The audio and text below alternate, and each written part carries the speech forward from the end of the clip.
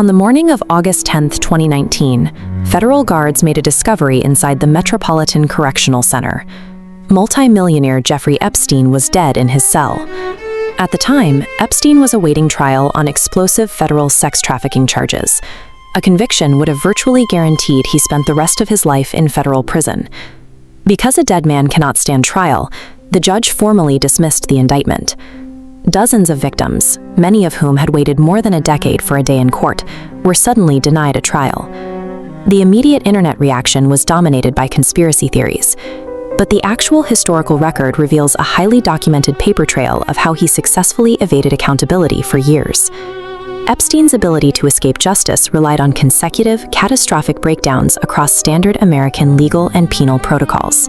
To understand how his victims were entirely denied a public reckoning, we have to audit the distinct systems that broke down, starting 12 years before his death. In 2007, the first major system failure was orchestrated by U.S. Attorney Alex Acosta in the Southern District of Florida. Acosta and his office drafted a non-prosecution agreement. In exchange for pleading guilty to minor state charges and serving a short county jail sentence, Epstein and his co-conspirators were granted broad federal immunity.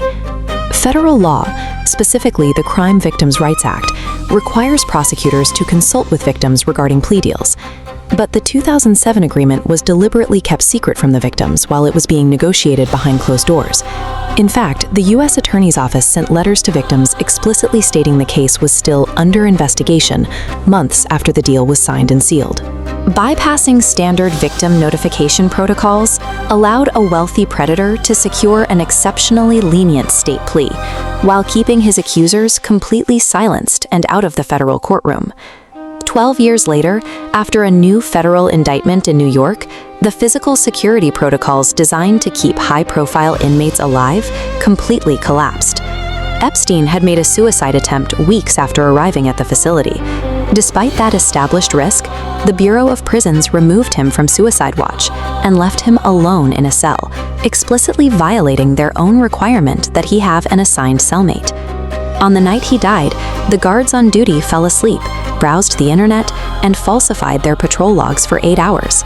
Simultaneously, the specific surveillance camera pointed at his cell tier inexplicably corrupted. Dr. Michael Baden, a forensic pathologist hired by Epstein's brother, observed the 4-hour autopsy. His anatomical findings complicate the official ruling of a suicide.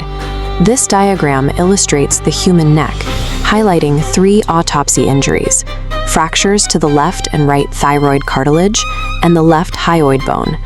In reviewing over 1,000 jail hangings, seeing all 3 structures fractured simultaneously is a severe anomaly.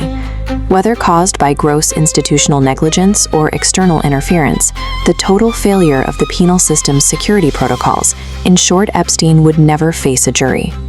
Because traditional federal institutions failed to hold Epstein accountable in life, the pursuit of justice for his victims had to operate entirely outside the court system. An independent restitution protocol, the Epstein Victims Compensation Program, was established to evaluate and pay claims directly to the survivors. The fund operates independently of Epstein's estate. It is strictly voluntary for the victims, and crucially, there is no financial cap on the aggregate amount of money that can be awarded to eligible claimants. Most importantly, the program explicitly rejects the use of non-disclosure agreements. Victims who accept compensation are never legally forced to remain silent about the abuse they suffered. The search for physical evidence also continues outside federal avenues. State-level prosecutors have launched new investigations into his remote properties, looking for hidden records. The procedural history of the Epstein case demonstrates exactly how extreme wealth can bend institutional protocols to a breaking point. But the creation of these independent restitution systems proves that the truth and the voices of the victims cannot be